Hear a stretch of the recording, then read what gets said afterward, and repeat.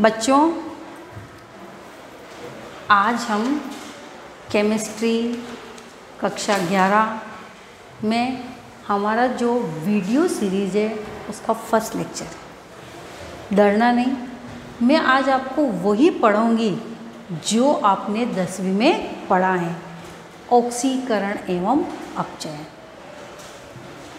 ये हमारा आज का टॉपिक रहेगा कि ऑक्सीकरण और अपचयन किसे कहते हैं। ये आपने 10वीं क्लास में भी पढ़ा है। ऑक्सीकरण इंग्लिश में ऑक्सीडेशन, अपचयन इंग्लिश में रिडक्शन किसे कहते हैं, इनके एग्जाम्पल्स क्या हैं, ये हम पढ़ेंगे। और हमारे जो इस 11th क्लास में है इसकी थोड़ी एक डेफिनेशन और बढ़ जाएगी, वो हम आज अध्ययन करेंगे। तो ऑक्सीकरण व अपचयन किसे कहते हैं, सबसे पहले हम पढ़ेंगे ऑक्सीकरण या ऑक्सीडेशन। ऑक्सीडेशन आपने को शायद 10वीं में आपको टीचर्स ने पढ़ाया होगा, आपको सब बच्चों को आता है, मुझे पता है, मेरे को पता है, आपको अच्छे से पता है। किसी भी तत्व में क्या जुड़ना है, ऑक्सीजन का जुड़ना क्या कहलाता है, ऑक्सीकरण।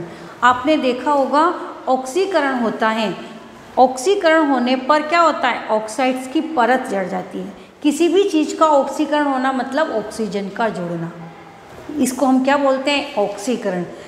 जनरल भाषा में अगर कहीं परत चढ़ गई तो क्या होता है, अरे यार एल्यूमिनियम है, एल्यूमिनियम वाइट हो गया, तो अपन क्या कहते हैं, ये इस पर क्या वायु में इसको खुला रखा था नमी में, तो ये इसकी चमक चली गई, उसकी चमक नहीं गई, उसका क्या हो गया, ऑक्सीडेशन।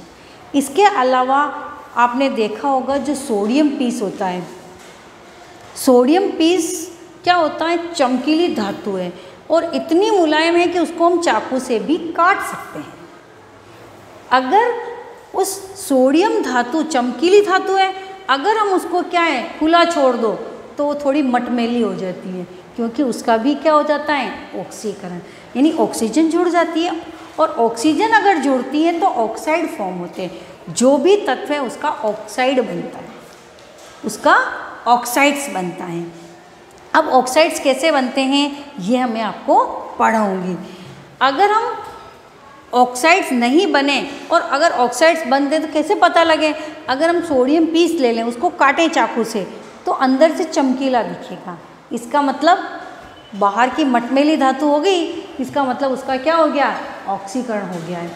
अगर तुमने देखा होगा सिल्वर भी क्या हो जाती है, थोड़ी सी हम लाते हैं, जब तो चांदी बाज़ार से लाते हैं तब क्या होती है, बढ़िया होती है, चमकीली होती है, धीरे धीरे क्या होती है, वो थोड़ी धुंधली पड़ जाती है। तो कोई भी धातु क्या हो जाता है, धुंधली पड़ जाती है। कोई भी मेटल, कॉपर हो तो उसका क्या हो जाता है, ऑक्सीडेशन। तो सबसे पहले हम पढ़ेंगे ऑक्सीकरण। ऑक्सीकरण किसे कहते हैं, किसी भी तत्व में ऑक्सीजन का जुड़ना ऑक्सीकरण। फॉर एग्जाम्पल फर्स्ट, जैसे मैग्नीशियम प्लस ऑक्सीजन।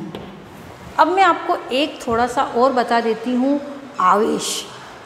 अब बनेगा क्या, ये मैग्नीशियम ऑक्साइड। अगर मैंने इसकी जगह ले लिया सोडियम प्लस ऑक्सीजन तो बनेगा सोडियम ऑक्साइड। ऐसा क्यों, यहाँ तो बना Na2O और यहाँ बना MgO। तो ये आवेश है, और कोई भी यौगिक जब बनता है, ये आपने पढ़ा है, तो इनमें क्या होता है, आवेश होता है। ये सूत्र भी आपने पढ़े थे, स्टोक सूत्र बनाना, ये भी हम अध्ययन करेंगे इस चैप्टर में। Mg के जो बाहरी कोश होते हैं उसमें कितने होते हैं, 2 इलेक्ट्रॉन होते हैं।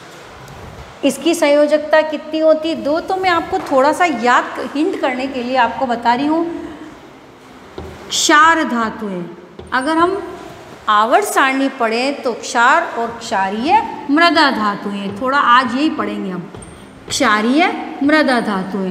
क्षार धातुएं होती हैं, हाइड्रोजन को वैसे नहीं गिनते हैं लेकिन हम मानते हैं, ये एस ब्लॉक के तत्व हैं। क्षार धातु है सोडियम, पोटेशियम,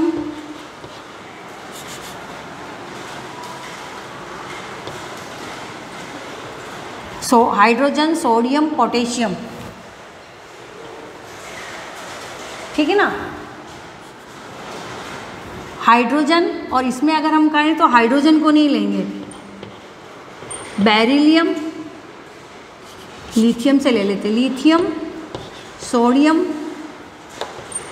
पोटेशियम और रुबिडियम, सीजियम है। ली ना के रब से फरियाद, ये शॉर्ट ट्रिक है, ये आपको याद करना है। क्यों बता रही हूँ ये? आवेश के लिए, केवल अभी, बाद में हम पीरियोडिक टेबल पढ़ेंगे तो अच्छे से लर्न करेंगे। हाइड्रोजन को छोड़ देना, केवल एक ट्रिक है ये। H का है, ली का है ली, ना के रब से फरियाद, ये हमारे शॉर्ट ट्रिक है क्षार धातुओं की। ये हाइड्रोजन प्रतीक है, ये लिथियम का प्रतीक है, ये सोडियम का प्रतीक है, ये पोटेशियम, ये रुबिडियम, ये सीजियम और ये फ्रेंशियम। क्षारीय मृदा धातु में Be, इसको बोलते हैं लिथियम, ये आप सब नोट डाउन कर देना। लिथियम, सोडियम, ये मैं इसको पढ़ाने के कारण इसको आपको समझा रही हूँ कि किस पे आवेश 1 होता है, किस पे आवेश 2 होता है और किस पे आवेश 3 होते हैं। ऐसा क्यों होता है? सोडियम, पोटेशियम, रुबिडियम,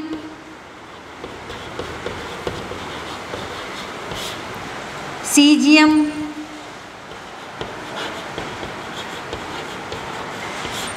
फ्रेंशियम,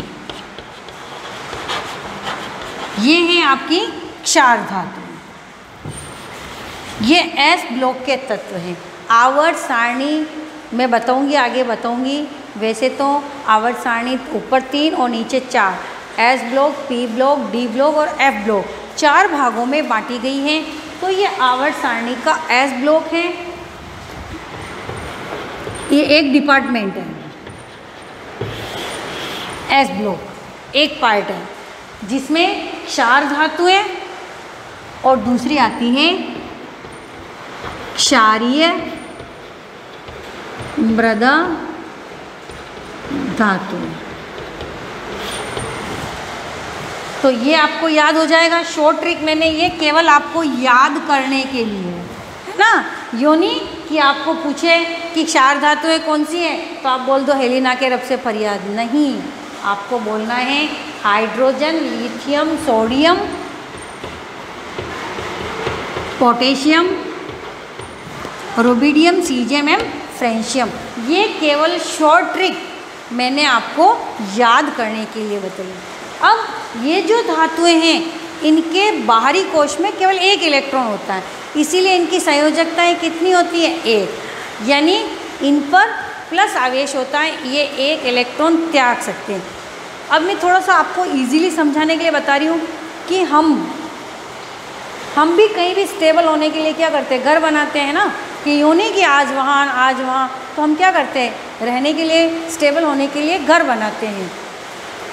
तो वैसे ही ये धातुएं भी स्टेबल होने के लिए क्या करती हैं? अक्रिय गैसें। अक्रिय गैसें भी आपने 10वीं में पढ़ी हैं। Helium, neon, organ, krypton, xenon और रेडॉन। ये अगर आवर्त सारणी में आपने पढ़ा है 10वीं में, तो ये क्या हैं?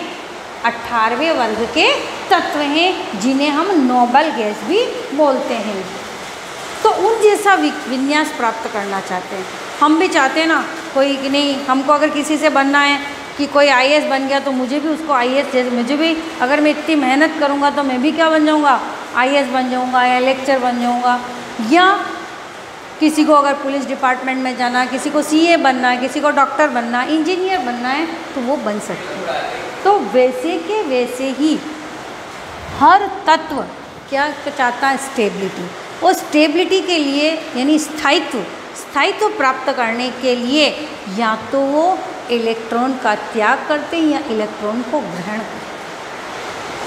तो ये क्षार धातुएं हैं। इन पूरी सभी क्षार धातुएं के बाहरी कोश में एक इलेक्ट्रॉन है। अगर ये एक इलेक्ट्रॉन निकाल दें तो सब इनका सबका विन्यास क्या हो जाता है, स्थायी विन्यास हो जाता है। इसीलिए इन पे आवेश क्या होता है, एक होता है। बस केवल आपको अभी इतना ही याद रखना कि इन सब पे आवेश कितना होता है, +1। अगर लिथियम है तो भी इस पे चार्ज क्या होता है, +1। सोडियम है तो भी +1, पोटेशियम है तो भी +1, रुबिडियम है तो भी +1, सीजियम है तो भी +1। ये थोड़ा बच्चों ध्यान रखना। फ्रेंशियम रेडियो एक्टिव है। अब रेडियो एक्टिव किसे कहते हैं मैं आपको कभी और अच्छे से समझाऊंगी जब हम पीरियोडिक टेबल पढ़ेंगे। तो ये आपको इतना ही, ये शॉर्ट ट्रिक है, ये लर्न कर लेना। और इस पे आवेश क्या है, +1 लर्न कर लेना कि इन सब मेटल्स पर चार्ज कितना होता है, +1। दूसरा है क्षारीय मृदा धातुएं। क्षारीय मृदा धातुएं हैं, ये सबने नोट डाउन कर लेना। अब है क्षारीय मृदा धातुएं। क्षारीय मृदा धातुएं होती हैं Be, beryllium, magnesium, calcium, strontium, barium और रेडियम। ये देखिए, अगर इसकी शॉर्ट ट्रिक पढ़नी है तो केवल याद करने के लिए अभी हम जब पीरियोडिक टेबल पढ़ेंगे तो हम उसको अच्छे से डीपली और पढ़ेंगे। केवल चार्ज के लिए मैं आपको ये समझा रही हूँ कि ये केवल आपको याद भी हो जाएगा। वैसे 30 क्रमांक तक तो आपके 10वीं क्लास में भी हैं तत्व, तो 30 तक तो आपको याद होंगे। बेरिलियम को बोलते हैं शॉर्ट ट्रिक बेटा, मांगे, Ca का कैल्शियम का कार, Sr स्ट्रोंशियम का स्कूटर, बाप, रोहित।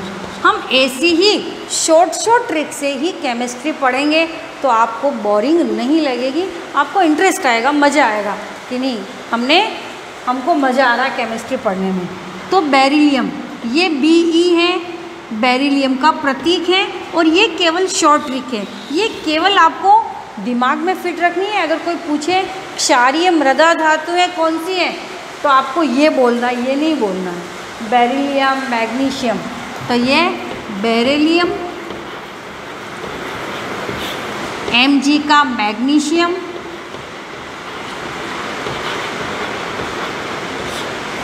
Ca का calcium, Sr strontium,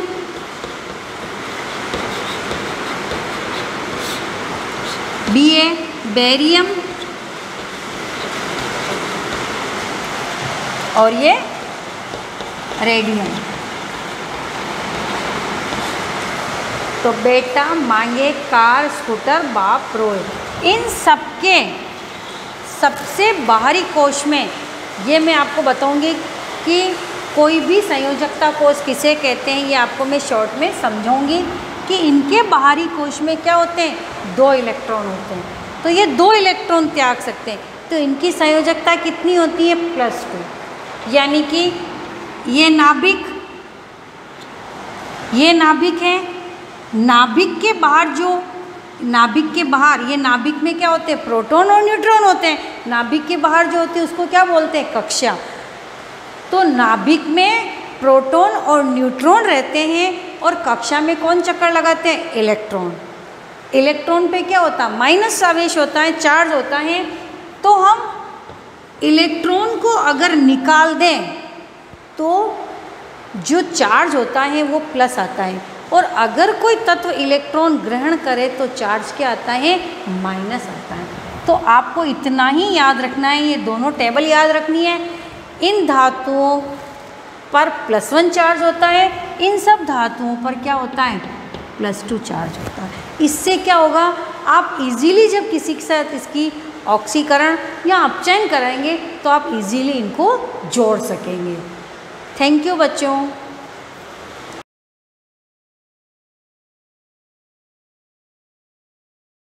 good morning students. Last class में हमने फिजिकल क्वांटिटीज़ के बारे में पढ़ा था और हमारा चैप्टर चल रहा था unit and measurement. Unit and measurement हम पढ़ रहे थे जिसमें हमने डिस्कस कर रहे थे हम फिजिकल क्वांटिटीज़ के बारे में। तो दो क्वांटिटीज़ हमने मेजर की थी कि एक तो फिजिकल क्वांटिटीज़ होती है और एक क्या होती है, स्टैंडर्ड क्वांटिटीज़ होती है। तो फिजिकल क्वांटिटीज़ वो होती है जिनको हम मेजर कर सकते हैं और स्टैंडर्ड क्वांटिटी वो होती है जिनको हम मेजर नहीं कर सकते। और हमने एग्जाम्पल लिए थे स्टैंडर्ड क्वांटिटी के, जैसे किसी के इमोशन को मेजर नहीं कर सकते, किसी के दर्द को, तकलीफ को हम मेजर नहीं कर सकते हैं। तो वो जो क्वांटिटीज है वो कौन सी, स्टैंडर्ड क्वांटिटी है जिसको हम मेजर नहीं कर सकते। तो फिजिक्स में हम ऐसी क्वांटिटीज को ही पढ़ते हैं जिनको हम मेजर कर सकते हैं और वो क्वांटिटी कौन सी है, फिजिकल क्वांटिटी। तो characteristics of nature which can be measure is called physical quantity. तो नेचर की वो कैरेक्टरिस्टिक्स जिसको हम मेजर कर सके, ऐसी कैरेक्टरिस्टिक्स को हम बोलते हैं फिजिकल क्वांटिटी। तो ऐसी जो कैरेक्टरिस्टिक है जिनको हम मेजर कर सकते हैं उनका एक ग्रुप बनाया हमने और उस ग्रुप को हम क्या बोलते हैं, फिजिकल क्वांटिटी। ठीक है, देयर आर टू टाइप्स, एक होती है बेसिक या फंडामेंटल क्वांटिटीज और दूसरी होती है डिराइव्ड क्वांटिटीज, जिसमें हमने देखा था कि जो फर्स्ट जो हमने कैरेक्टरिस्टिक देखी थी वो कौन सी थी, लेंथ। ठीक है, तो लेंथ कौन सी क्वांटिटीज है, फंडामेंटल क्वांटिटी है। दूसरी हमने देखी थी मास, तीसरी टाइम, फोर्थ टेम्परेचर,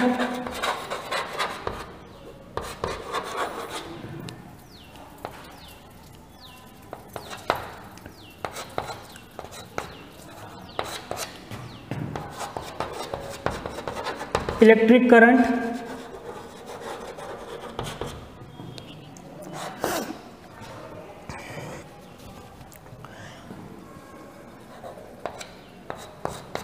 ठीक है। इसके बाद अमाउंट ऑफ सब्सटेंस, और जो 7 थी वो क्या थी, लुमिनस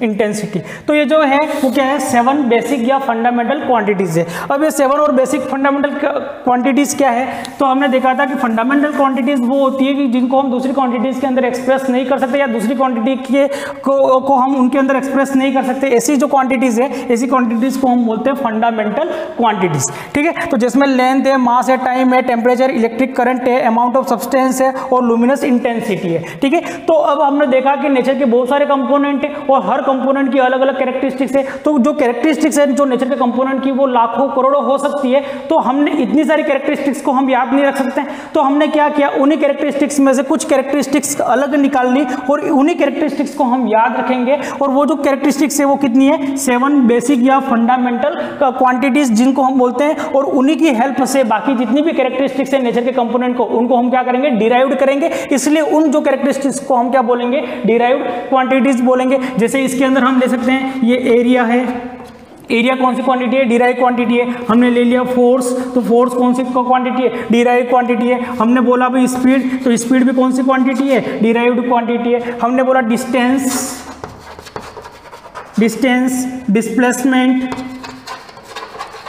ये सारी कौन सी क्वांटिटी है, तो ये सारी कौन सी क्वांटिटी है, डिराइव्ड क्वांटिटी है। तो हम 7 जो बेसिक फंडामेंटल क्वांटिटीज के बारे में देख रहे थे वो कौन कौन सी थी, एक तो लेंथ है, मास है, टाइम है, टेम्परेचर, इलेक्ट्रिक करंट है, अमाउंट ऑफ सब्सटेंस है और लुमिनस इंटेंसिटी है। तो ये हमने 7 एक क्वांटिटीज अलग कर दी, जो करोड़ों लाखों जो क्वांटिटीज थी, कैरेक्टरिस्टिक्स थी, उनमें से ये जो 7 हमने अलग कर ली और इन्हीं 7 की हेल्प से बाकी सारी जो कैरेक्टरिस्टिक्स है उनको हम आगे मेजर करेंगे, कैसे फाइंड आउट करेंगे। ठीक है, तो इसके बाद क्या हुआ कि जब जनरल कॉन्फ्रेंस हुई तब वैज्ञानिकों ने देखा कि ये लिस्ट अभी भी अधूरी है, क्योंकि ये जो 7 फंडामेंटल क्वांटिटीज है इसके अंदर एक लिस्ट, ये 2 नाम और कम है इसके अंदर, यानी ये लिस्ट कैसी है, अधूरी है। तो बाद में 2 क्वांटिटीज को जोड़ा गया और उनको हम बोलते हैं सप्लीमेंट्री क्वांटिटी। और वो जो सप्लीमेंट्री क्वांटिटी थी वो कौन कौन सी थी, तो बाद में जो जोड़ी गई वो सप्लीमेंट्री क्वांटिटी थी, सप्लीमेंट्री क्वांटिटीज। और वो सप्लीमेंट्री क्वांटिटी कौन कौन सी थी, तो एक थी प्लेन एंगल और दूसरी थी सॉलिड एंगल। ठीक है। तो ये भी जो प्लेन एंगल है और सॉलिड एंगल है, ये दोनों कौन सी क्वांटिटी है? फंडामेंटली क्वांटिटी है, पर बाद में जोड़ी गई इसलिए हम इनको बोलते हैं सप्लीमेंट्री क्वांटिटी। क्या बोलते हैं? Supplementary quantity. अब प्लेन एंगल क्या होता है? तो जैसे कि ये दो लाइन हो, इन दो लाइनों के बीच का ये जो एंगल है, इस एंगल को हम क्या बोलते हैं? प्लेन एंगल बोलते हैं, क्योंकि ये एक प्लेन है और इस प्लेन के ऊपर ये जो एंगल बना है, ये जो एंगल है, इसको हम बोलते हैं प्लेन एंगल। अब दूसरा होता है सॉलिड एंगल। सॉलिड एंगल क्या होता है? तो सॉलिड एंगल जैसे आपने कोण देखा होगा, कोण देखा होगा इस टाइप का, ये कोण देखा होगा, तो कोण के बीच में ये जो एंगल है, ये जो एंगल है वो कौन सा एंगल है? सॉलिड एंगल है। जैसे कैप है, कोण है, या फिर एक पॉइंट के चारों ओर का जो एंगल होता है, वो सारे एंगल कौन से एंगल है? सॉलिड एंगल है। तो ये दोनों भी कौन सी क्वांटिटी है? फंडामेंटल क्वांटिटी है। ठीक है। अब इन फंडामेंटल क्वांटिटीज को हम मेजर करना चाहते हैं। इन फंडामेंटल क्वांटिटीज को हम क्या करना चाहते हैं? मेजर करना चाहते हैं। और इनको मेजर करने के लिए हम एक सिस्टम ऐसा बनाएंगे कि जिस सिस्टम से इन सारी क्वांटिटीज को हम क्या करेंगे? मेजर करेंगे। तो फिजिक्स में वन का मतलब होता है यूनिट। वन का मतलब क्या होता है? यूनिट। यानी हम एक ऐसा सिस्टम बनाएंगे, एक सिस्टम बनाएंगे, यानी यूनिट सिस्टम बनाएंगे कि जिससे हम इन सारी क्वांटिटीज को क्या कर सकते हैं? मेजर कर सकते हैं। ठीक है। तो हमने एक सिस्टम बनाया और उस सिस्टम की खासियत ये होनी चाहिए कि वो सिस्टम जो होगा वो एक तरह का स्टैंडर्ड मेजरमेंट होगा। वो एक ऐसा सिस्टम होगा कि एक तरह का स्टैंडर्ड मेजरमेंट होगा। और स्टैंडर्ड मेजरमेंट का मतलब ये है कि उसकी वैल्यू टाइम, प्लेस और अदर फिजिकल कंडीशन के कारण उसकी वैल्यू कभी भी चेंज नहीं होनी चाहिए। तो ऐसा जो मेजरमेंट होगा उसको हम बोलेंगे स्टैंडर्ड मेजरमेंट। और उस स्टैंडर्ड मेजरमेंट की खासियत क्या होनी चाहिए कि उसकी वैल्यू कभी भी टाइम, प्लेस और फिजिकल कंडीशन के हिसाब से चेंज नहीं होनी चाहिए। तो हमने एक सिस्टम बनाया, ऐसा एक सिस्टम बनाया, तो एक को फिजिक्स में हम बोलते हैं यूनिट। यानी हम क्या बनाते हैं? यूनिट सिस्टम बनाते हैं कि जिससे इन सारी फंडामेंटल क्वांटिटीज को हम क्या करते हैं? मेजर करते हैं। तो जो हमारे चैप्टर का नाम है यूनिट्स एंड मेजरमेंट, तो यूनिट्स एंड मेजरमेंट में हमने एक सिस्टम बनाया जिस सिस्टम को हम कहते हैं यूनिट सिस्टम। और यूनिट का मतलब क्या होता है? वन। यूनिट का मतलब क्या होता है? वन। तो यूनिट की डेफिनेशन क्या होगी? यूनिट की डेफिनेशन होगी स्टैंडर्ड मेजरमेंट। एक तरह का स्टैंडर्ड मेजरमेंट, एक तरह का स्टैंडर्ड मेजरमेंट। ऐसा मेजरमेंट इट्स वैल्यू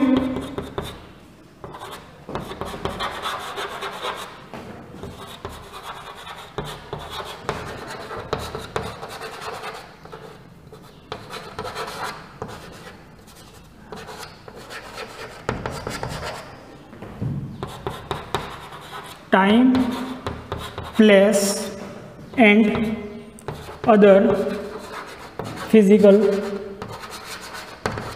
कंडीशन। ठीक है।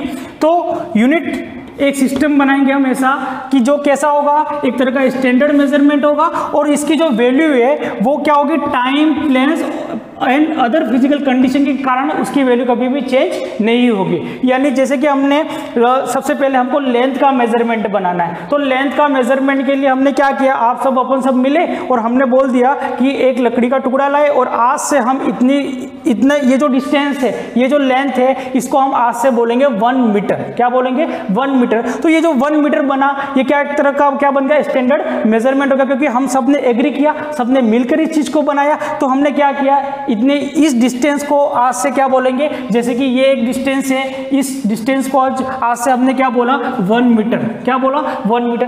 अब आप आपके घर से लकड़ी का टुकड़ा लाए और इतने डिस्टेंस की लकड़ी को काटा और आपके घर पे ले गए। तो ऐसे ऐसे इतनी साइज के टुकड़े काट के हमने अलग अलग कंट्रीज में भेज दिए और सबको बोल दिया कि आज से इतनी ये जो लेंथ है, इस लेंथ को हम क्या बोलेंगे? 1 मीटर। तो वो जो बना, वो जो सिस्टम बना, वो कैसा बना? एक तरह का स्टैंडर्ड मेजरमेंट वाला सिस्टम बना। कौन सा सिस्टम बना? एक तरह का स्टैंडर्ड मेजरमेंट बना, क्योंकि हम सबने एग्री कर दिया। तो लेंथ के लिए हमने एक सिस्टम बनाया और वो सिस्टम क्या है कि एक लकड़ी का टुकड़ा लिया और हमने फिक्स कर दिया कि आज से इस लकड़ी को टुकड़े को हम क्या बोलेंगे? 1 मीटर बोलेंगे। ठीक है। तो आप सब आए, उसी लकड़ी के टुकड़े, सेम साइज के टुकड़े को काटा और आप सब अपने अपने घर में लेके, अपनी अपनी कंट्रीज में लेके, अपनी अपनी स्टेट में, अपनी अपनी डिस्ट्रिक्ट में लेके और सब जगह हमने फैला दिया कि आज से इस लेंथ को हम क्या बोलेंगे? 1 मीटर। तो ये जो मीटर बनाया हमने, मेजरमेंट बनाया लेंथ का, इस मेजरमेंट को हम बोलते हैं स्टैंडर्ड मेजरमेंट। क्या बोलते हैं? Standard measurement. पर इसकी कंडीशन क्या होनी चाहिए कि इसकी वैल्यू टाइम, प्लेस और फिजिकल कंडीशन जैसे टेम्परेचर है, प्रेशर है या अदर कोई फिजिकल कंडीशन है उसके हिसाब से इसकी वैल्यू चेंज नहीं होनी चाहिए, इसकी वैल्यू कभी भी चेंज नहीं होनी चाहिए। तो अब कंट्रोवर्सी क्या हुई कि जैसे हमने लकड़ी के टुकड़े का बनाया, 1 मीटर बना दिया कि आज से हम इसको 1 मीटर बोलेंगे।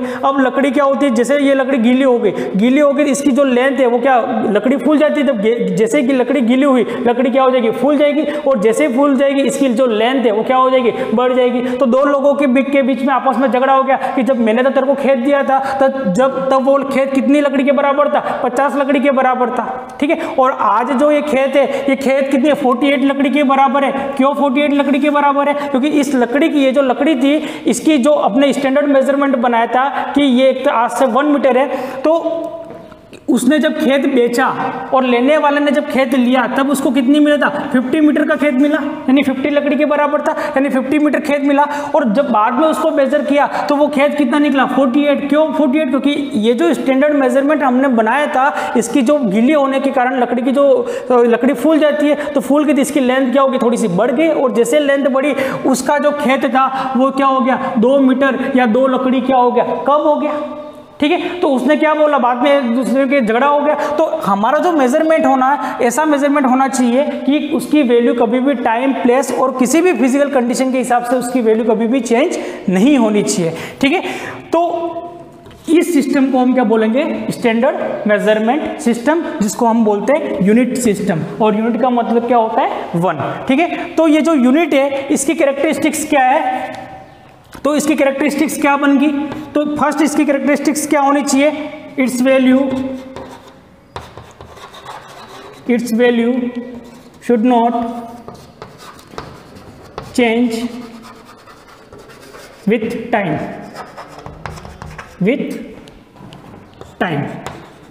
ठीक है। दूसरी कंडीशन क्या होनी चाहिए इस स्टैंडर्ड मेजरमेंट की, तो दूसरी कंडीशन वो होनी चाहिए कि इसकी वैल्यू, जैसे कि एक तरह का स्टैंडर्ड मेजरमेंट है, ठीक है। तो आज तो हमारे पास है, हमने एग्री कर लिया कि ये 1 मीटर है, ठीक है। पर अगर ये लकड़ी टूट गई, ठीक है, तो टूट गई तो हमारे पास इसका कोई दूसरा सैंपल होना चाहिए, इसको हम वापस रिप्रोड्यूस कर सके, ठीक है। ऐसा हमारा मेजरमेंट होना चाहिए, ठीक है। तो ये हमेशा क्या होना चाहिए, वेल डिफाइन होना चाहिए।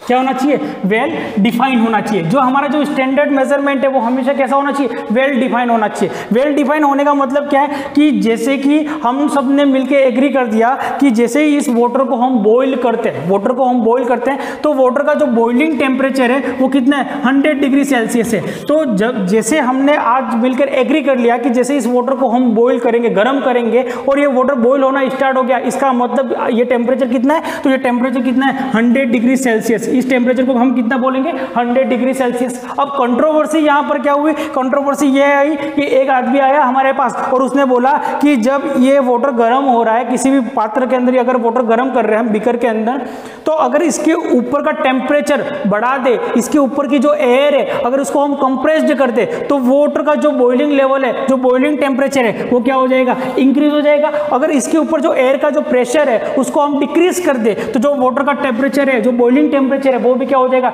डिक्रीज हो जाएगा। तो कैसे, तो हम फिजिक्स में आगे पढ़ेंगे कि जो टेम्परेचर है वो डायरेक्टली प्रोपोर्शनल होता है प्रेशर के। किसके डायरेक्टली प्रोपोर्शनल होता है, प्रेशर के डायरेक्टली प्रोपोर्शनल होता है। या फिर हम कह सकते हैं कि प्रेशर होता है वो किसके डायरेक्टली प्रोपोर्शनल होता है, टेम्परेचर के डायरेक्टली प्रोपोर्शनल होता है। तो इसका मतलब क्या होता है, इसका मतलब ये होता है कि जैसे जैसे प्रेशर इंक्रीज होगा टेम्परेचर भी क्या होगा, इंक्रीज होगा, और जैसे जैसे टेम्परेचर इंक्रीज होगा प्रेशर भी क्या होगा, इंक्रीज होगा। अगर प्रेशर डिक्रीज होता है तो टेम्परेचर भी क्या होगा, डिक्रीज होगा, और अगर टेम्परेचर डिक्रीज होता है तो प्रेशर भी क्या होगा, डिक्रीज होगा, ठीक है। जैसे कि हम जानते हैं कि हमारे ऊपर जो प्रेशर है, हमारी जो बॉडी अभी बैलेंस्ड कंडीशन में है वो किसके कारण है, तो हमारी जो बॉडी बैलेंस्ड कंडीशन में है वो एटमॉस्फेरिक प्रेशर के कारण है। क्योंकि हमारी ये बॉडी है, इस बॉडी को बाहर से कौन प्रेस कर रहा है, कौन कंप्रेस कर रहा है, कौन दबा रहा है, एटमॉस्फेयर दबा रहा है। तो बाहर से जो एटमॉस्फेयर का जो प्रेशर है हमारी बॉडी के ऊपर वो कितना है, 1 एटमॉस्फेयर है, कितना है 180 यानी 1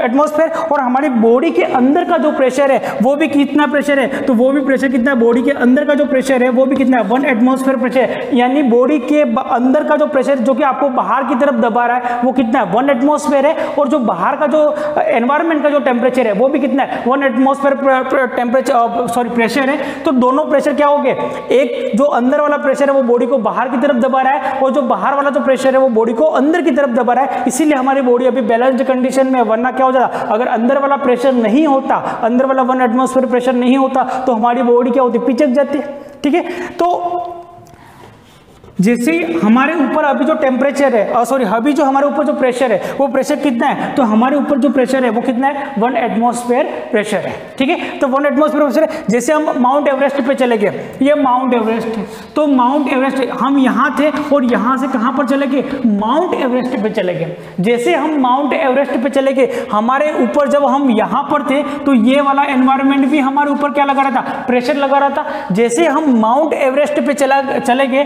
तो ये वाला जो एनवायरनमेंट का जो प्रेशर है वो प्रेशर हमारे ऊपर से हट गया। यानी हमारे ऊपर जो अभी प्रेशर है वो कितना प्रेशर होगा, सिर्फ ये वाला प्रेशर होगा। यानी जैसे हम माउंट एवरेस्ट पे जाएंगे, प्रेशर जो हमारे ऊपर जो एटमॉस्फेरिक प्रेशर है वो क्या हो जाएगा, कम हो जाएगा, डिक्रीज हो जाएगा। तो जैसे माउंट एवरेस्ट पे जाके अगर हम वाटर को बॉइल करेंगे, अगर माउंट एवरेस्ट पे जाके हम वाटर को बॉइल करेंगे तो माउंट एवरेस्ट पर क्या होता है, प्रेशर क्या हो गया, कम हो गया। क्योंकि जब हम यहाँ पर थे तो इतना पूरा प्रेशर हमारे ऊपर था। ठीक है, पर जैसे हम माउंट एवरेस्ट पे चले गए यानी इतना प्रेशर तो कैंसिल हो गया, अभी हमारे ऊपर सिर्फ इतना प्रेशर ही है। तो जैसे माउंट एवरेस्ट पे गए प्रेशर क्या हो गया, डिक्रीज हो गया। अगर प्रेशर डिक्रीज हो गया तो प्रेशर डिक्रीज हो गया तो टेम्परेचर भी क्या हो जाएगा, डिक्रीज हो जाएगा। और हमने देखा कि माउंट एवरेस्ट पर जैसे हम गए, तो जैसे माउंट एवरेस्ट पर हम गए और हमने देखा कि वहां का प्रेशर डिक्रीज हो गया, और डिक्रीज होने के साथ जैसे हमने वाटर को बॉइल किया तो जो वाटर 100 डिग्री सेल्सियस पर बॉइल होना स्टार्ट होता था, वो जो वाटर था वो हमने देखा कि 90 डिग्री सेल्सियस पर ही बॉइल होना स्टार्ट हो गया। यानी प्रेशर जैसे डिक्रीज हुआ टेम्परेचर भी क्या हो गया, डिक्रीज हो गया। ठीक है, तो हमारा जो स्टैंडर्ड मेजरमेंट होना चाहिए वो कैसा होना चाहिए, वेल डिफाइन होना चाहिए। जैसे ही हमने कोई स्टैंडर्ड मेजरमेंट बनाया तो किसी भी तरह की उसके अंदर कंट्रोवर्सी नहीं आनी चाहिए। तो हमने क्या कहा कि वाटर का जो बॉइलिंग टेम्परेचर है वो कितना है, 100 डिग्री सेल्सियस है। पहले तो हमने यही कहा था कि कितना है 100 डिग्री सेल्सियस है, पर कंट्रोवर्सी क्या है कि अगर उसके ऊपर का अगर एयर का प्रेशर इंक्रीज कर दे तो टेम्परेचर इंक्रीज हो जाता है, बॉइलिंग टेम्परेचर क्या हो जाएगा, इंक्रीज हो जाएगा। और अगर उसके ऊपर एयर का प्रेशर क्या कर दे, कम कर दे, तो जो बॉइलिंग टेम्परेचर है वो क्या हो जाएगा, कम हो जाएगा। ठीक है, तो हमने जो 100 डिग्री सेल्सियस दिया था कि वाटर का बॉइलिंग टेम्परेचर कितना है 100 डिग्री सेल्सियस, तो हमने साइड में इसके पास में एक कंडीशन चिपका दी और वो कंडीशन क्या होगी, एट नॉर्मल प्रेशर। क्या चिपका दी हमने, eight normal pressure, normal pressure. तो नॉर्मल प्रेशर पर वाटर का बॉइलिंग टेम्परेचर कितना होगा, 100 डिग्री सेल्सियस। अगर नॉर्मल प्रेशर से अगर प्रेशर कम होता है या ज्यादा होता है तो वाटर का बॉइलिंग टेम्परेचर भी क्या होगा, चेंज हो जाएगा। यानी हमारा जो स्टैंडर्ड मेजरमेंट होना चाहिए वो कैसा होना चाहिए, उसकी वैल्यू टाइम के साथ चेंज नहीं होने चाहिए और टाइम के साथ वो डिस्ट्रॉय भी नहीं होना चाहिए कि, और क्या होना चाहिए, वेल डिफाइन होना चाहिए। क्या होना चाहिए, वेल डिफाइन, किसी भी तरह की कंट्रोवर्सी नहीं होनी चाहिए। थैंक यू, नेक्स्ट क्लास में पूरा कंप्लीट करेंगे। धन्यवाद।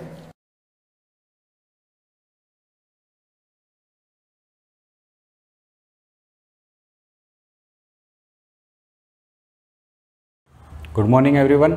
जैसा हमने सेल चैप्टर को स्टार्ट किया था और बेसिक जो भी इंट्रोडक्शन उससे रिलेटेड चैप्टर से है आपके 11th क्लास में, वो मैंने आपको बता दिया था किसने इसको डिस्कवर किया था। जैसे हमने बात की थी डेड सेल को डिस्कवर किया गया था बाय रॉबर्ट हुक।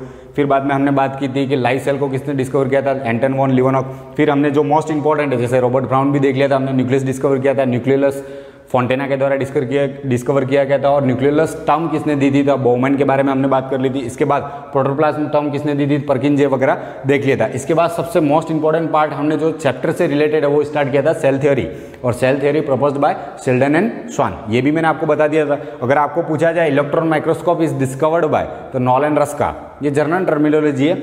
और इसी से रिलेटेड अगर अपन बात करें तो शेल्डन एंड स्वान ने क्या कहा था कि all organism are composed by cells, मतलब आपके जो इतने भी ऑर्गेनिज्म वो किससे बने हुए रहते हैं, सेल से बने हुए रहते हैं एंड देयर प्रोडक्ट्स। इसके बाद आप जितने भी फंक्शंस करते हो मतलब फंक्शन जो होते हैं वो परफॉर्म कौन करता है, आपकी सेल्स करती है, और सेल्स की वजह से जो आउटकम बाहर दिखता है उसी को हम क्या कहते हैं, कार्य। एक प्रकार से आपका फंक्शंस होता है। तो ये तो पोस्टुलेट किसने दिए थे, शेल्डन एंड स्वान ने। इसके बाद एक साइंटिस्ट आए थे रुडोल्फ विर्चो, जिन्होंने कहा था, एक टर्मिनोलॉजी दी थी उनकी लैंग्वेज में, जैसे ग्रीक लैटिन वगैरह हम देखते तो उसी टर्मिनोलॉजी में कहा गया था ओमनिस सेल्यूला इज सेल्यूला, और इसी का मतलब क्या होता है, all cells are arise from preexisting cell, मतलब पहले कोई सेल्स होगी तो उसी टाइप की सेल्स दूसरी भी बनेगी या उसी से ही बनती है। हम मान लेते हैं कि कोई चीज़ सीधे जन्म ले लेती है तो ऐसा कुछ होता नहीं है, पहले उससे रिलेटेड कोई ऑर्गेनिज्म होगा तो ही नया ऑर्गेनिज्म बनता है, मतलब वो रिप्रोड्यूस करेगा, भले एसेक्सुअल करे या सेक्सुअल करे, लेकिन उसी से दूसरा ऑर्गेनिज्म डेवलप होता है। पहले कोई ऑर्गेनिज्म नहीं है तो ऐसा नहीं है कि मतलब हवा से या भगवान के मतलब आशीर्वाद से आ जाएगा, ऐसा कुछ होता नहीं है। वो इसी मतलब पोस्टुलेट्स को मॉडर्न सेल थ्योरी के अंदर फिर क्या कर दिया गया था, ऐड कर दिया गया था। इसके आगे हम देखते हैं कि cells are, cell size are variable, मतलब सेल की जो साइज होती है वो वेरिएबल होती है, मतलब एक जैसी साइज होती नहीं है। जैसे हम बात करते हैं कि मतलब नर्वस सिस्टम के बारे में अगर अपन बात करें तो उसके अंदर जो न्यूरॉन्स होती है, जो सेल्स होती है उसकी, वो जो न्यूरॉन्स होती है वो क्या होती है, लॉन्गेस्ट सेल होती है। अगर हम स्पर्म की बात करें ह्यूमन की तो वो स्मॉलेस्ट सेल है ह्यूमन की। इसके बाद अगर अपन बात करें फीमेल के एग की, ओवम की, तो वो क्या लार्जेस्ट सेल है ह्यूमन के अंदर, ठीक है। तो उनकी साइज क्या होती है, वेरिएबल होती है। इट डिपेंड्स ऑन, अब ये किस पे डिपेंड्स करती है और इनकी साइज वेरिएबल क्यों होती है, तो वो डिपेंड करती है एक तो उनके न्यूक्लियो साइटोप्लाज्मिक रेशियो के ऊपर, मतलब जो आपके अंदर सेल के अंदर जो न्यूक्लियस होगा उसकी साइज और आपका जो साइटोप्लाज्म होगा उसके अंदर जो लिक्विड कंटेंट होता है जिसके अंदर बहुत सारी चीजें होती है, मतलब आपके सेल ऑर्गेनल जो होते हैं वो उसी के अंदर फ्लोट करते हैं। इनको पढ़ेंगे हम, साइटोप्लाज्म क्या है, न्यूक्लियस क्या है, जब सेल ऑर्गेनल की बात करेंगे। लेकिन ये जनरल उसके बारे में आपको पता होना चाहिए, जब सेल स्टार्ट कर रहे हैं तो वो होता क्या है। तो जैसे न्यूक्लियो साइटोप्लाज्मिक रेशियो, मतलब आपके न्यूक्लियस का और साइटोप्लाज्म का रेशियो जो होता है उसके ऊपर डिपेंड करती है किसकी, सेल की साइज। दूसरी बात metabolic activity, metabolic activity of cell, मतलब सेल की मेटाबॉलिक एक्टिविटी होती है। कैसे मेटाबॉलिक एक्टिविटी है, कितना फास्ट काम कर रही है या कितना काम कर रही है, उसके अकॉर्डिंग भी सेल की साइज क्या होती है, उसके ऊपर वेरी करती है। मतलब मेटाबॉलिक एक्टिविटी इतनी ज़्यादा अगर उसकी फास्ट है और बहुत अच्छी है तो उसका रीजन क्या होगा, बिगर न्यूक्लियस। बिगर न्यूक्लियस मतलब जितना ज़्यादा न्यूक्लियस बड़ा होता है उस सेल की मेटाबॉलिक एक्टिविटी भी क्या होती है, बहुत ही ज़्यादा होती है। आपको ये पता होना चाहिए कि बिगर न्यूक्लियस होगा तो उसकी मेटाबॉलिक एक्टिविटी या मेटाबॉलिक रेट जो होगी वो बहुत ही ज़्यादा होगी उस सेल की। तो ये भी उसके ऊपर डिपेंड करता है। और थर्ड उसके अंदर होता है surface area of cell, surface area to the volume. Cell का surface area to the volume के ऊपर भी डिपेंड करती है सेल की साइज। तो ये आपको ध्यान होना चाहिए। इसके मतलब सेल की जो साइज होती है वो वेरी करती है, और वेरी करने का रीज़न क्या होता है कि कोई सेल्स तो होती है बहुत ही ज़्यादा स्मॉलेस्ट होती है और कोई सेल्स बहुत ज़्यादा बड़ी होती है, कोई सेल बहुत ज़्यादा ही लंबी होती है। तो वो क्यों होती है, तो उसका रीज़न होता है एक तो उसका न्यूक्लियो साइटोप्लाज्मिक रेशियो, मतलब उसके अंदर जो न्यूक्लियस है और साइटोप्लाज्म है उसके रेशियो के ऊपर डिपेंड करती है। इसके बाद उसकी मेटाबॉलिक एक्टिविटी है सेल की, उसके ऊपर डिपेंड करती है। जितना ज़्यादा न्यूक्लियस बड़ा होगा उसकी मेटाबॉलिक एक्टिविटी या उसकी मेटाबॉलिक रेट जो होगी ऑर्गेनिज्म की वो क्या होगी, ज़्यादा होगी, और सेल की मेटाबॉलिक रेट भी ज़्यादा होगी। जैसे ही हमने सेल को देखा, कोई सेल है जिसकी मेटाबॉलिक रेट बहुत ज़्यादा है तो अपन को एक अंदाजा तो लग जाएगा उसके अंदर न्यूक्लियस जो होगा वो क्या होगा, सेल में बिगर होगा। इसके बाद जो उसका surface area to the volume है सेल का, उसके ऊपर भी उसकी क्या होती है, साइज वेरी करती है। तो ये आपको पता होना चाहिए कि सेल साइज वेरी क्यों करती है और वेरी करने के रीजन क्या है। इससे आगे हम पढ़ेंगे स्मॉलेस्ट सेल के बारे में जो वर्ल्ड के अंदर प्रेजेंट है आपके, और लार्जेस्ट सेल या सबसे बड़ी सेल्स के बारे में।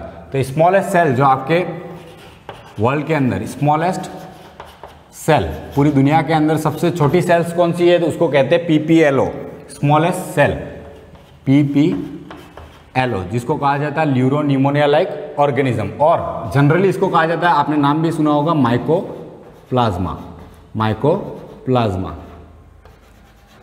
माइकोप्लाज्मा आपको बताना चाहिए स्मॉलेस्ट सेल्स कौन सी है, PPLO माइकोप्लाज्मा। और इसकी जो साइज होती है वो कितनी होती है, 0.1 माइक्रोन, मतलब म्यू 0.1 म्यू होती है इसकी साइज, और ये स्मॉलेस्ट सेल है। इसके बाद है आपके लार्जेस्ट सेल, सबसे बड़ी, वो भी आपको पता होगा लार्जेस्ट सेल, तो वो है ऑस्ट्रिच एग, ऑस्ट्रिच का एग, ऑस्ट्रिच का अंडा, ऑस्ट्रिच एग, वो क्या है आपके लार्जेस्ट सेल होती है। तो ये दोनों आपको याद होने चाहिए। स्मॉलेस्ट सेल, मोस्टली इसके बारे में पूछा जाता है, स्मॉलेस्ट सेल कौन सी है, तो PPLO, जिसको कहा जाता है ल्यूरो निमोनिया लाइक ऑर्गेनिज्म, जिसको माइकोप्लाज्मा भी कहते हैं। जनरली माइकोप्लाज्मा से ही क्वेश्चन आता है, और इसकी जो साइज होती है वो कितनी होती है, 0.1 म्यू माइक्रोन, ठीक है। और लार्जेस्ट सेल होती है आपके, वो कौन सी होती है, ऑस्ट्रिच एग, जो लार्जेस्ट सेल होती है। अब हम सेल की बात करें तो सेल को डिवाइड भी किया गया प्रोकैरियोटिक और यूकैरियोटिक के अंदर। तो इनको डिवाइड कैसे करते हैं और इनका बेस क्या होता है डिवाइड करने का, तो cell are of mainly 2 types. कितने टाइप्स की होती है, 2 टाइप्स की। ऑन द बेसिस ऑफ, अब इसको डिवाइड कैसे किया जाता है सेल को, on the basis of cell organelles, मतलब इसके अंदर जो mitochondria, lysosome, Golgi body, endoplasmic reticulum, इन सब के बारे में हम पढ़ते हैं, तो उसके अकॉर्डिंग इसको डिवाइड किया जाता है on the basis of cell organelles. इसके बाद उसके अंदर cytoskeletal structure, according to cytoskeletal structure, मतलब जो आपके साइटोस्केलेटल स्ट्रक्चर होते हैं, जैसे हम बात करें माइक्रोट्यूब्यूल से, माइक्रोफिलामेंट से, इनके अकॉर्डिंग भी सेल को क्या किया जाता है, डिवाइड किया जाता है। तो on the basis of cell organelles, जैसे आपके mitochondria, lysosome, Golgi body, endoplasmic reticulum, इसके बाद साइटोस्केलेटन, जिसके अंदर आते हैं आपके माइक्रोट्यूब्यूल्स एंड माइक्रोफिलामेंट्स। इनको भी हम सेल ऑर्गेनल्स के अंदर पढ़ेंगे डिटेल में, माइक्रोफिलामेंट्स। तो ये इनका बेसिस होता है कि सेल को डिवाइड कैसे किया जाता है। एक तो हो जाता है आपका सेल ऑर्गेनल और दूसरा होता है साइटोस्केलेटन स्ट्रक्चर। इसके बाद भी अदर बेसिस है, जैसे न्यूक्लियस हो गया उसका, उसके अकॉर्डिंग भी इसको डिवाइड करते हैं। तो आप उसके अंदर ऐड कर सकते हो न्यूक्लियस को। तो on the basis of cell organelle, cytoskeleton and nucleus, cell are divided into mainly 2 parts. कौन कौन से होते हैं, एक होता है आपका प्रोकैरियोटिक सेल्स, प्रोकैरियोटिक सेल, और दूसरी होती है आपके यूकैरियोटिक सेल,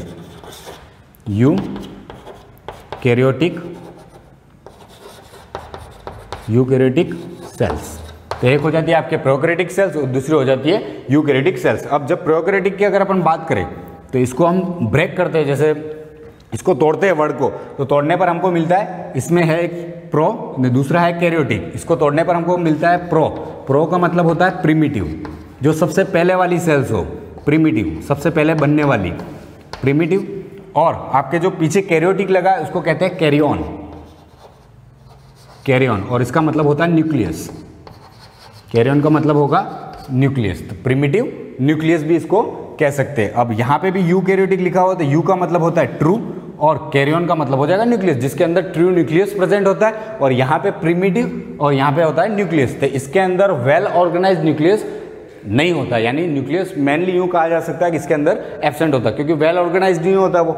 इसके बाद यहाँ पे यूकैरियोटिक सेल्स की बात करें, इसके अंदर वेल ऑर्गेनाइज्ड न्यूक्लियस प्रेजेंट होता है। जैसे हमारे अंदर जो सेल्स होगी वो कौन सी होगी, यूकैरियोटिक, और बैक्टीरिया वगैरह जो आते हैं उनके अंदर प्रोकैरियोटिक सेल्स होती है। यू का मतलब हो जाएगा यहाँ पे ट्रू, और दूसरा कैरियन का मतलब हो जाता है आपका न्यूक्लियस।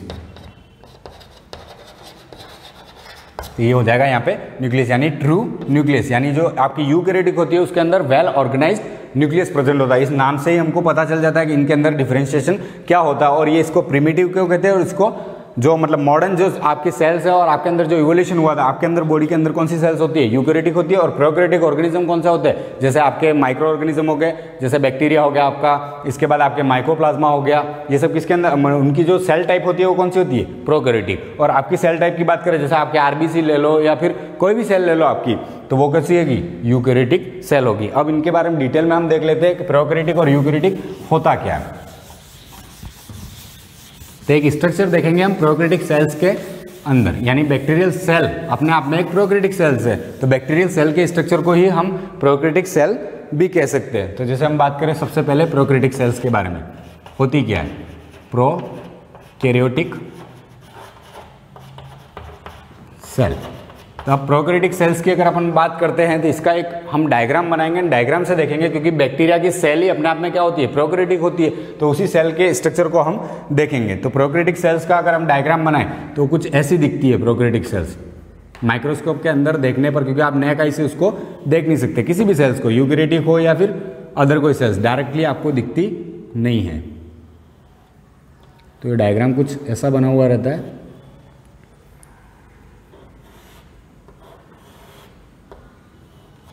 ये बैक्टीरियल सेल्स का स्ट्रक्चर है।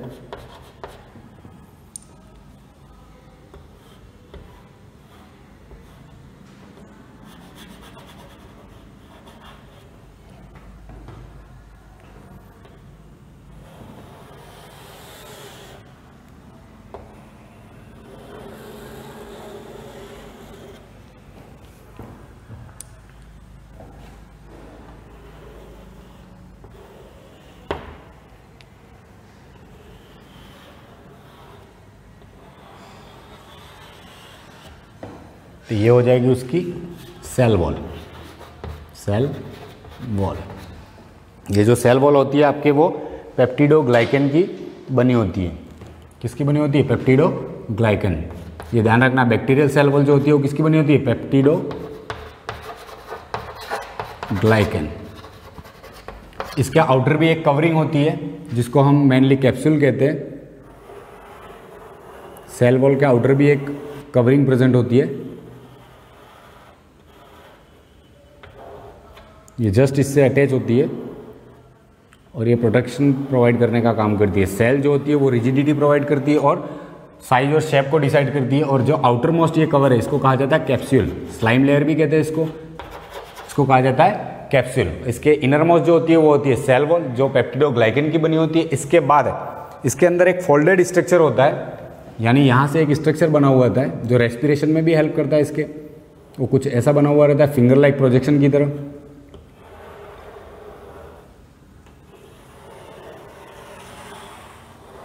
इस स्ट्रक्चर को कहते हैं मेसोसोम।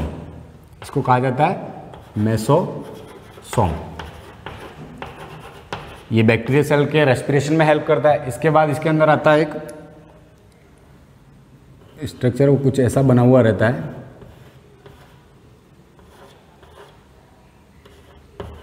जिसको न्यूक्लियोइड कहते हैं, क्योंकि इसके अंदर वेल ऑर्गेनाइज न्यूक्लियस क्या होता है? एब्सेंट होता है।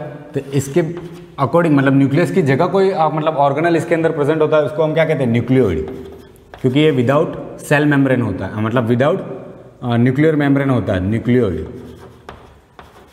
इसको क्या कहा जाता है? न्यूक्लियोइड। इसके बाद इसके अंदर जो डीएनए हम बात करते हैं, जैसे जेनेटिक मटेरियल डीएनए और आरएनए की, इसके अंदर जेनेटिक मटेरियल कौन सा होता है? इसके अंदर एक एक्स्ट्रा क्रोमोसोमल सर्कुलर डीएनए होता है, या फिर प्लाज्मिड जिसको हम कहते हैं, वो प्रेजेंट होता है इसके अंदर। मतलब वो सर्कुलर रिंग होती है इसके अंदर जो जेनेटिक मटेरियल की तरह बिहेव करती है, जिसको कहा जाता है plasmid.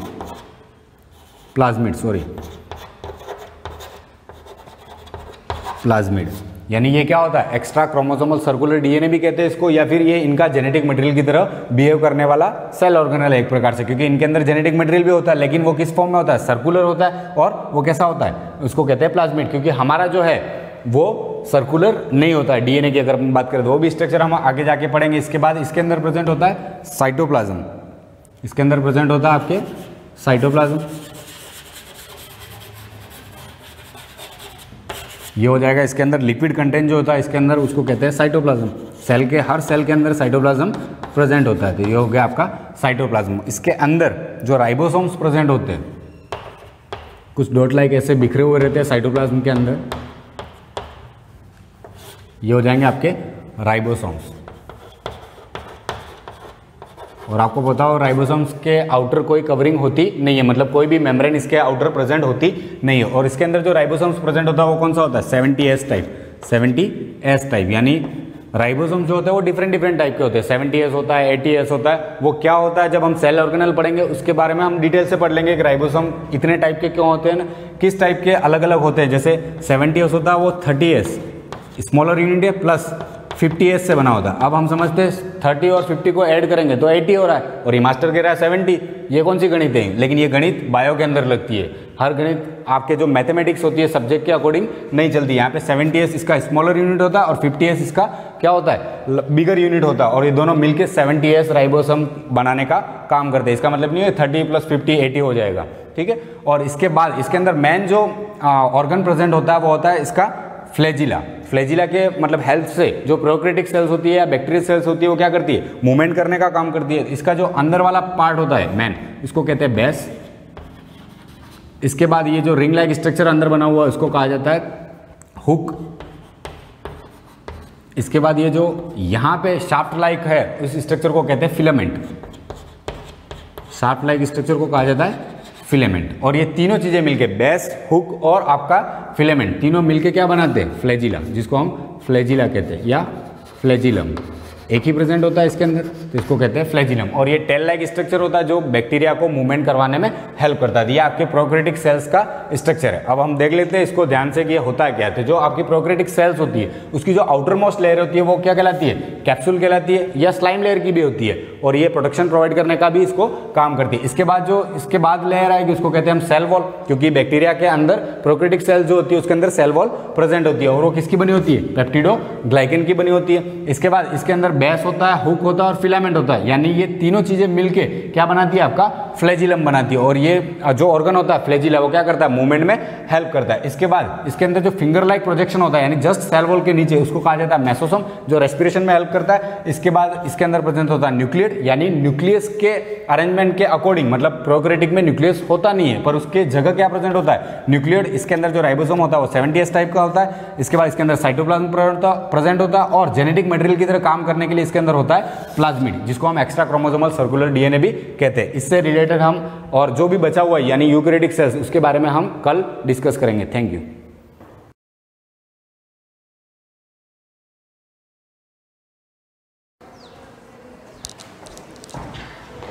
Good morning students, welcome to the class. Last जो क्लास थी हमारी उसके अंदर साइन और कॉस का कर्व देख लिया था। अब इसके बाद जो हम स्टार्ट करने वाले हैं, वैसे ये पहले ही था आपका टॉपिक बट मैंने ही उसको डिले किया। अब यहाँ पर जो हम पढ़ रहे हैं डिग्रीज़ में आप पहले पढ़ चुके हैं। अब एंगल को मेज़र करने का जो दूसरा तरीका है वो है रेडियन। तो डिग्री से रेडियन में कन्वर्ट करना और रेडियन से डिग्री में कन्वर्ट करना सीखेंगे। अब है क्या चीज़ ये, तो जब भी ये नहीं पता चले तो फर्स्टली ये चीज़ देखो, डिग्री को अगर हम डी से डिनोट करते हैं तो टोटल ओवरऑल जब एक कंप्लीट सर्कल होता है तो कितने डिग्री का एंगल बनता है? ये 360 डिग्री। तो यहाँ मैंने लिखा 360 डिग्री। अब रही बात रेडियन की, तो रेडियन का मतलब क्या होता है? रेडियन में 360 डिग्री को कहते हैं 2 पाई। अगर ये चीज़ समझनी है तो हम यहाँ से देख सकते हैं, जैसे हम किसी सर्कल की बात करते हैं जिसकी रेडियस r है, तो क्या होता है जब भी कोई कर्व होता है तो वहाँ पर एंगल फाइंड करने का जो तरीका होता है वो क्या होता है? Theta is equal to arc upon radius. और इसका जो भी आंसर आता है हमेशा वो हमेशा रेडियन में होता है, डिग्री में नहीं होता है। इस फॉर्मूला से जब भी आंसर लाते हैं चाप बटा त्रिज्या, ठीक है।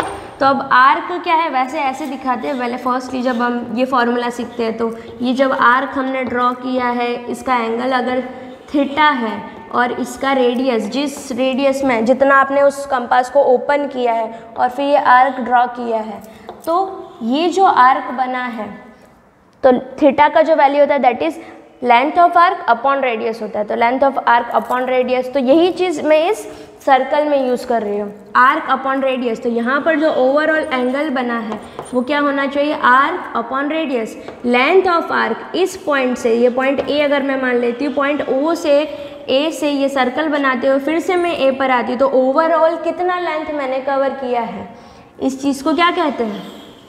सर्क्यूमफेरेंस।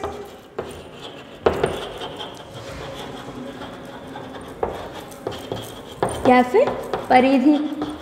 तो अगर r रेडियस है इस सर्कल की तो उस कंडीशन में इसका सर्कमफेरेंस क्या होना चाहिए, यानी लेंथ ऑफ आर्क क्या होना चाहिए? 2 पाई r अपॉन रेडियस क्या है? r से r कैंसिल, एंगल कितना बना 2 पाई। तो यहाँ पर हम एंगल कह रहे हैं 2 पाई, और हमने जो पहले समझा था वो क्या था कि जब भी एक सर्कल कंप्लीट होता है तो 360 डिग्री का एंगल बनता है। तो या तो ये गलत कर रहा है या ये गलत कर रहा है, या फिर हो सकता है कि ये दोनों ही सेम हो। तो थीटा इज इक्वल टू, ये फॉर्मूला तो करेक्ट ही है और हमारे पास जो इन्फॉर्मेशन था वो भी करेक्ट है। दैट मीन्स इस थीटा को 360 डिग्री को 2 पाई भी लिख सकते हैं। ये जो वैल्यू है ये तो रेडियन में है और ये जो 360 डिग्री है वो डिग्री में। इट्स अबाउट मेजरमेंट, हम किस में मेज़र कर रहे हैं, जैसे ग्राम में भी मेज़र करते हैं और किलो में भी मेज़र करते हैं, वैसे डिग्री में और रेडियन में। रेडियंस में मोस्ट ऑफ द टाइम पाई आता है और समटाइम नहीं भी आता, जैसे 1 रेडियन 2 रेडियन ये भी आएगा कहीं ना कहीं, पर ज़्यादातर केस में पाई आपको नज़र आएगा। This is 2 pi radian. तो यहाँ से क्या पता चला हमको कि हमारा जो 2 पाई रेडियन है that is equal to 360 degree. Clear? तो यहाँ से अगर हम पता करना चाहें कि 1 रेडियन का वैल्यू क्या है या फिर 1 डिग्री का वैल्यू क्या है, तो 1 रेडियन इज इक्वल टू यहाँ बन जाएगा 360 डिग्री अपॉन 2 पाई। यहाँ पे आ जाएगा ना, ये सॉल्व होगी क्या आ गया 180 डिग्री अपॉन पाई। तो आपका 1 रेडियन का वैल्यू आया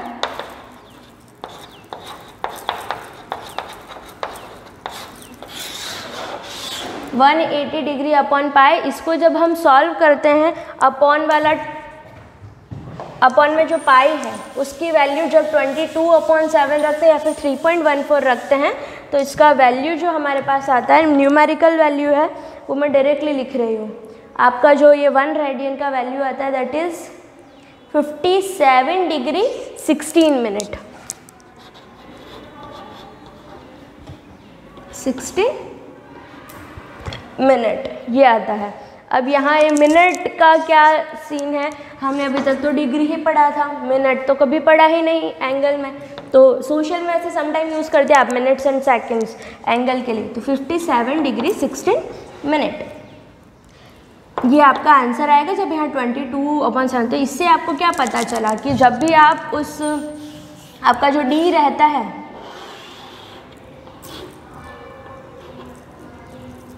जो भी आपका प्रोटेक्टर रहता है, वहाँ पर जब आप देखते हो ये 0 है और यहाँ पर डिग्रीज रहते हैं यहाँ तक 90 तक और ये 0 रहता है। तो अब यहाँ पर जब 57 डिग्री कंप्लीट होते हैं, 57 मीन्स इफ़ दिस इज़ 60 तो यहाँ कहीं 57 मान लेते हैं, ये 57 डिग्री 16 मिनट। तो इतना एरिया कंप्लीट होता है तब जाके इसका 1 रेडियन बनता है। तो 57 लाइंस जब इनकी मिलेगी डिग्री की तो रेडियन बनेगा। तो दोनों में से बड़ा कौन, डिग्री या रेडियन?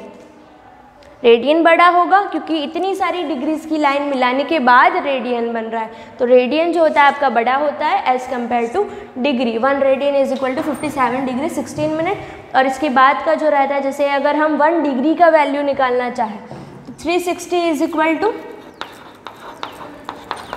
2 पाई। तो 1 डिग्री इज इक्वल टू क्या होना चाहिए, 2 पाई अपॉन 360 डिग्री, तो is equal to pi upon 180 degree. आया समझ में? जहाँ कहीं पर भी 1 डिग्री दिख रहा है, जहाँ कहीं पर भी 1 रेडियन दिख रहा है, अगर आप उसको अपोजिट वाले में कन्वर्ट करना चाह रहे हैं, यहाँ डिग्री यहाँ हटा देंगे हम, पाई अपॉन 180 रेडियन। तो 1 degree is equal to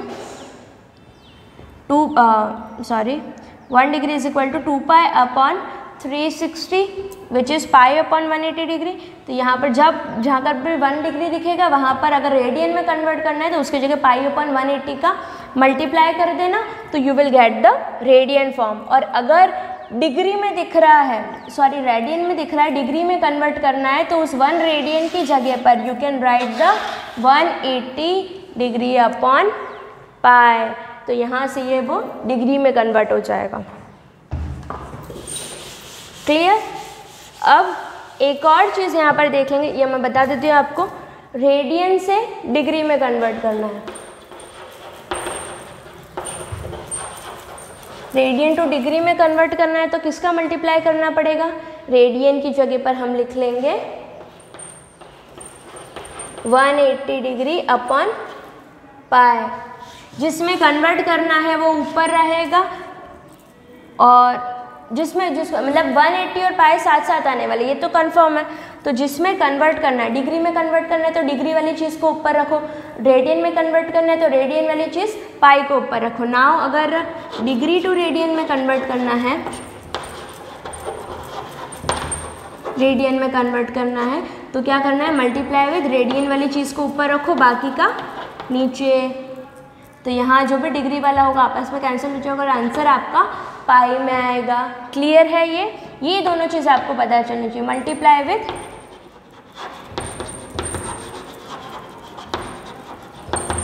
this और ये मल्टीप्लाई विद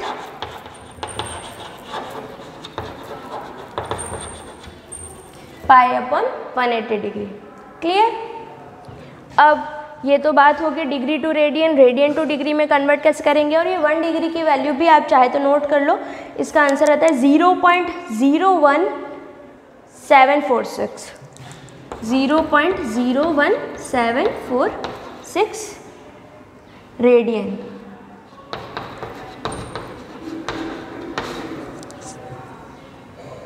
ओके, एक और जो चीज़ है मैं आपको बता देती हूँ ताकि आप इससे रिलेटेड क्वेश्चंस इजीली कर पाओगे। जहाँ पर भी आपको डिग्री टू रेडियन कन्वर्ट करना है या रेडियन टू डिग्री, डिग्री में क्या है, अभी तक हमने 1 डिग्री 2 डिग्री 3 डिग्री यही पढ़ा था। अब ये जैसे like if this is 1 degree and this is 0 degree, तो क्या किया कि ये मेजरमेंट्स जो थे वो इतने एक्यूरेट नहीं थे। जैसे कि हम स्केल की बात करते हैं तो स्केल में जब हम देखते हैं तो हम 1 सेंटीमीटर है तो उसमें 10 खाने हो गए, तो यहाँ पर 1.1 मेज़र कर पा रहे हैं। एक स्केल ऐसी आती है जिसमें 1.01 भी मेज़र कर सकते हैं और किसी में तो 1.001 मेज़र कर सकते हैं। तो मतलब जितने ज़्यादा उसको हम डिफ़ाइन कर देते हैं, छोटे से छोटा मेज़रमेंट अगर हम ले पा रहे हैं, जैसे मेज़रमेंट लिए 1.003, तो यहाँ पर एक्यूरेसी और ज़्यादा बढ़ जाती है। तो उसी केस में इस 1 डिग्री को हमने डिवाइड किया 60 लाइन्स में। यहाँ पर ये जो इतना सा पोर्शन था इसको 60 लाइन्स में डिवाइड किया, इस 1 डिग्री को। उसके अंदर ईच लाइन को, एक लाइन को कहा 1 मिनट। तो ये 60 मिनट मिला करके क्या बना, 1 डिग्री। फिर क्या किया कि ये भी हमको लगा कि नहीं, हमको और एक्यूरेट बनाना है, इस चीज़ को और छोटा करना है, तो इस 1 मिनट को अगेन 60 लाइन्स में डिवाइड किया और ईच 1 लाइन को हमने कहा, हर एक लाइन को कहा 1 सेकेंड। तो इस तरीके से ये 60 लाइन्स मिल करके क्या बनी, 60 सेकेंड, जिसने मिलकर के क्या बनाया, 1 मिनट बनाया। तो समझ में आया क्या हुआ, सबसे बड़ा डिग्री को 60 पार्ट्स में डिवाइड किया, वो उसको कह दिया हमने ईच लाइन को मिनट, तो ये कितने हो गए 60 मिनट। देन मिनट की ईच लाइन को, वो जो मिनट की लाइन्स थी ना उनको भी 60 लाइन्स में डिवाइड किया, ईच मिनट की लाइन को, तो 60 लाइन्स वो हो गई और हर एक को सेकंड कह दिया। तो वो जो 1 मिनट की लाइन बनी वो 60 सेकंड से मिल करके बनी। तो 1 मिनट की लाइन 60 सेकंड से मिल करके बनी। तो जो भी जिस भी टाइप का मेजरमेंट चाहिए होगा यहाँ से लिख सकते हैं। जहाँ कहीं पर भी डिग्री दिख रहा है हमको मिनट में कन्वर्ट करना है, उसकी जगह 60 मिनट लिख सकते हैं। 1 मिनट लिखा है तो अगर हम चाहते हैं कि डिग्री से डायरेक्ट सेकंड में आए तो यहाँ मिनट लिखा है, मिनट का मतलब क्या होता है 60 सेकंड, तो यहाँ से डायरेक्टली आप ला सकते हो। हम जानते हैं कि 1 degree is equal to 60 minute होता है, तो इसके अंदर कितने सेकंड्स होने चाहिए, 60 इंटू मिनट है, मिनट यानी 1 मिनट, 1 मिनट यानी 60 सेकंड। तो ये क्या बना, 6 × 36 सेकंड। क्लियर? इसी तरीके से जो भी रिक्वायरमेंट है हम कंप्लीट कर सकते हैं। जैसे 1 मिनट अगर हमको चाहिए, इफ़ यू वांट 1 मिनट, तो यहाँ से शुरू करो जो पता है, 160 minute is equal to 1 degree, तो 1 minute is equal to 1/60 degree. Clear? इसी तरीके से सेकंड के लिए भी आ जाएगा कि 1 सेकंड इज इक्वल टू क्या होना चाहिए, 60 second is equal to 1 minute, तो 1 second is equal to 1/60 minute. और मिनट का मतलब क्या होता है, हमने यहाँ निकाला 1/60 डिग्री, तो इंटू 1/60 डिग्री, तो यहाँ से 1 सेकेंड को आप डिग्री में कन्वर्ट कर सकते हैं। इससे रिलेटेड जो एग्जाम्पल्स है वो देखने हैं, कोशिश करनी है उनको सॉल्व करने की। नहीं कर पाते हैं तो मैं तो आपको करवाऊँगी। अभी तक का जितना भी पढ़ा है उसको रिवाइज कर लेना, कोई इशू हो तो you can ask me. Thank you.